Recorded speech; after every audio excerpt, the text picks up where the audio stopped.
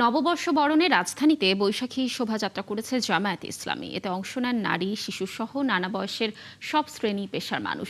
দেশীয় সাংস্কৃতিক সংসদের ব্যানারে এই আয়োজন জাতীয় প্রেস ক্লাবের সামনে থেকে শুরু হয়ে রমনা পার্কে গিয়ে শেষ হয়।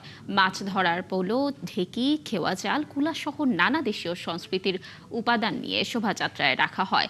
বাঙালিয়ানার সাজ পোশাকে শিশুদের উপস্থিতি ছিল চোখে পড়ার মতো। শোভাযাত্রায় দেশাত্মবোধক জারি সারি, ভাটিয়ালি গান গেয়ে হই হুল্লোড় করে উৎসবে মাতে রাজধানীবাসী। শোভাযাত্রার আগে সমাবেশে বক্তারা জানান, দেশীয় সংস্কৃতি এগিয়ে নিতে হবে, পশ্চিমা ও বিজাতীয় সংস্কৃতির আগ্রাসন বন্ধ করতে কার্যকর পদক্ষেপ নেওয়ার দাবি জানানো হয়। হারানো সংস্কৃতি ও ঐতিহ্য ফিরিয়ে আনতে সরকারের দৃষ্টি আকর্ষণ করেন দলটির নেতারা। আমরা বিশ্বাসের সাথে এই সংস্কৃতিকে মিলালে দেখা যাচ্ছে তার বিপরীত অবস্থা।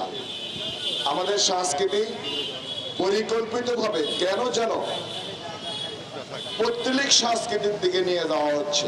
আমাদের সংস্কৃতিকে বিজাতীয় সাংস্কৃতিক আগ্রাসনের মাধ্যমে, বিশেষ করে প্রতিবেশী রাষ্ট্রের পৌত্তলিক সংস্কৃতি বাংলাদেশের 18 কোটি মানুষের ধ্যান ধারণা, মূল্যবোধ এবং সংস্কৃতিকে আজকে লুণ্ঠন করেছে। সকল মানুষকে সাথে নিয়ে বাংলাদেশের সকল ধরনের সংস্কৃতিকে আমরা ধারণ করব, পালন করব, লালন করব, কিন্তু আমরা এমন কাজ করব না যে ইসলামের সাথে কন্ট্রাডিক্ট করে, ইসলামের মূল যে কথা তৌহিদ রিসালাতের সাথে বিপরীতমুখী।